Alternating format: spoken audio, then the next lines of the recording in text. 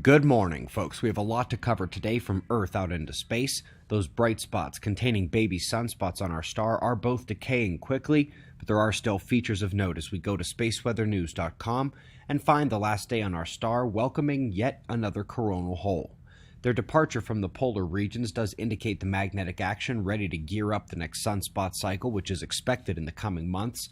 And when we look at the solar wind from the coronal holes, we find that the previous stream has plateaued, perhaps even began easing back overnight. Geomagnetic storm did last a good while throughout the day, but it is calming back now as well. Let's go to the weather. Minnesota's hail experience yesterday was incredibly damaging, but luckily, everyone got inside or at least out of the way. The pelt damage to the turf really says it all. On the other end of the spectrum in Thailand, drought has reached such severe levels that an ancient temple has been revealed beneath the falling dam water. Normally, none of this is even visible, let alone accessible by foot, and that is a major drought. So folks, we'll start the science news articles today with the big sun story that came out yesterday. UK-sized magnetic swirls producing alphanic action in the chromosphere.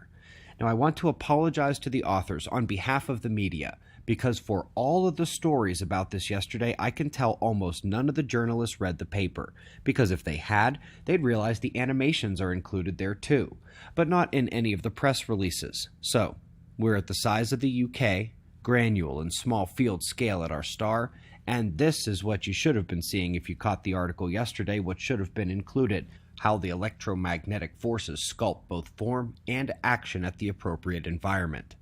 Up next, a paper which, if correct, is amazing.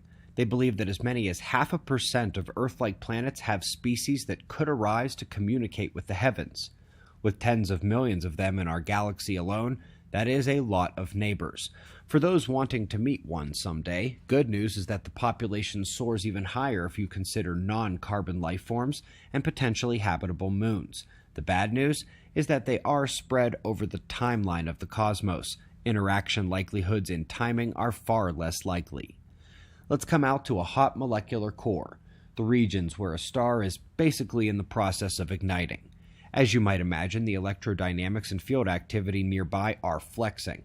ALMA has resolved the magnetic field to be hourglass, a coming together of the torus jet model just a few centuries or millennia before it's actually there, in final.